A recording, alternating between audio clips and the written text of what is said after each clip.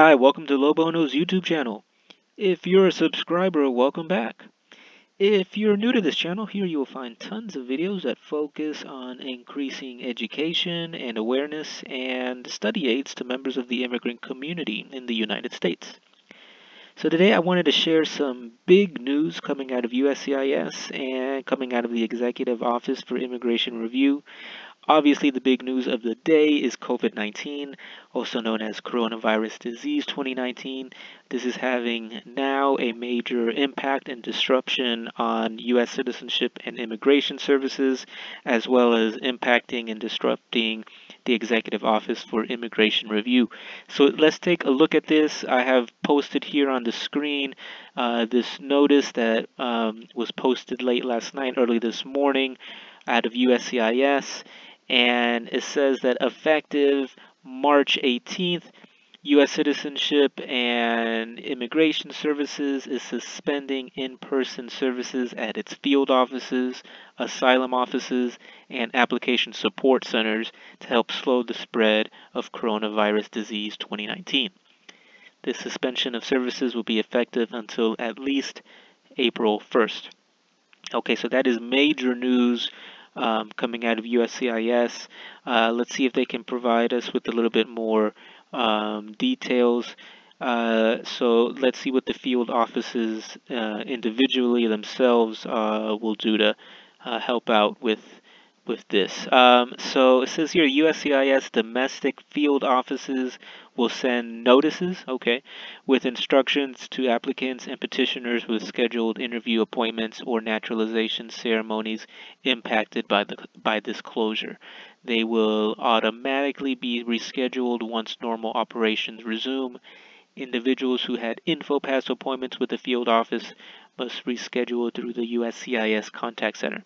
Okay, so at least it sounds like the individual domestic field offices will send notices, so keep an eye out in the mail for that.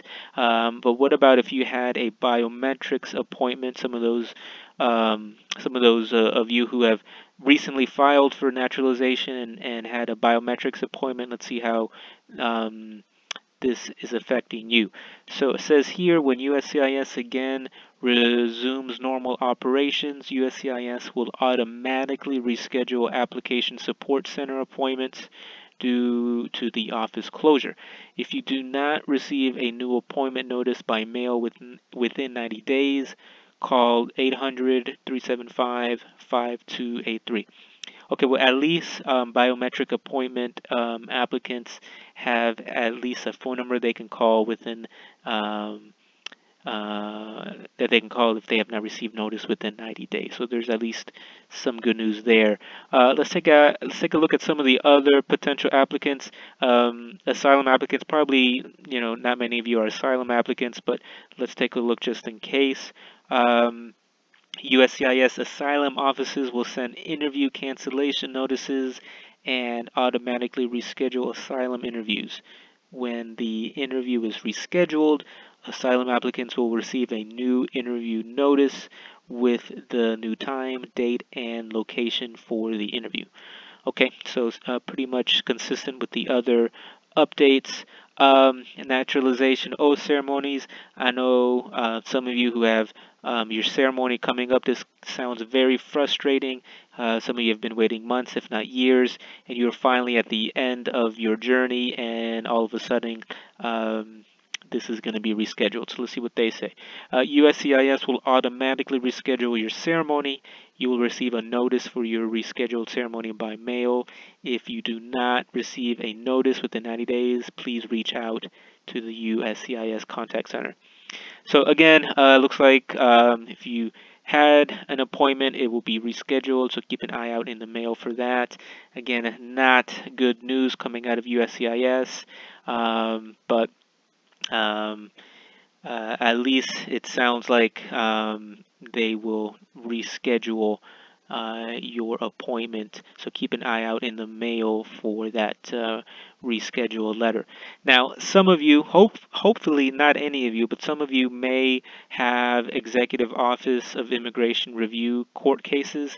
I say hopefully none of you because this is the deportation court or the removal court, and you don't want to be in that court. But if you do, this is COVID-19 is also impacting your hearing case. So if you have a hearing before the immigration court, it looks like all non-detained hearings have been canceled. Wow. So for reference, there are two types of hearings essentially. There's a detained hearing and a non-detained. Detained is what it sounds like. That means that you're literally under supervision. You are kind of in kind of like immigration custody. Non-detained is again what it sounds. You are not under immigration custody. You have been bonded out, and you're out and about, and you just have to appear to, at your court hearing. But from what it looks like here, there are not any non-detained hearings. Pretty much, yeah, every single immigration court in the U.S. has either closed or they are not hearing any non-detained hearings right now. If you have a hearing before the detained court, it looks like most of those are still going to be pending unless you're in a city that has completely closed both detained and non-detained immigration hearings. And so far, there's just a few of those. Atlanta has completely closed. Charlotte. Let's see what else. Houston, South Gessner. Houston has a couple courts. Their South Gessner one is completely closed. Los Angeles, Olive Street. Same thing, they have a couple courts. The Olive Street location is completely closed. Louisville, Memphis, Newark, also completely closed.